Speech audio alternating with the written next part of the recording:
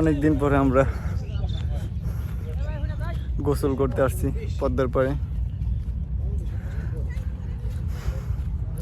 মামুনের দোকানে আসি, ওইখান থেকে আমার মামুন ডিসিশন নিল যে আমরা পদ্মার পাড়ে গোসল করতে আসবো।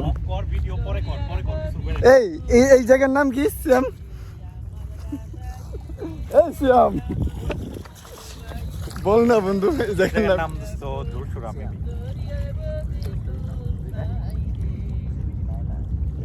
উল্টা পাল্টা কিছু কইস না। এই মামুন না,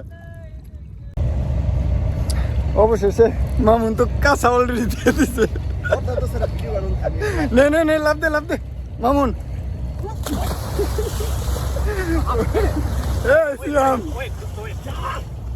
সিয়াম কি জানি দেখা যায় দোস্ত।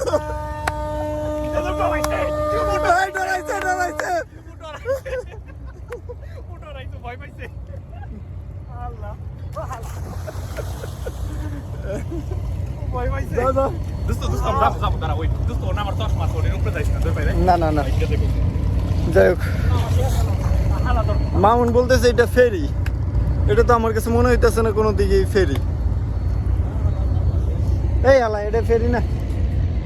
এই শ্যাম তুই যাবি না? লাত্তি দিমু। যামু দোস্ত, গেঞ্জিটা পরে যাই, ছবি তুলুম একটা কার্ডবোর্ডে নিয়ে ছবি যাই না ফিগার।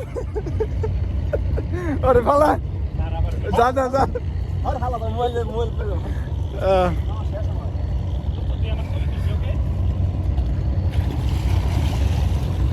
এই শ্যাম বেশি গোসল করা যাবো না, ঠান্ডা লেগে যাবো।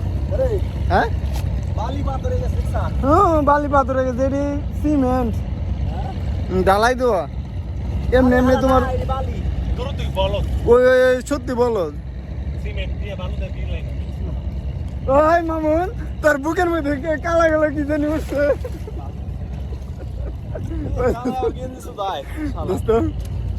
বড় আছে। এই সিয়াম দোস্ত গেঞ্জির ভিতরে কালা কালা কি জানি দেন যায়।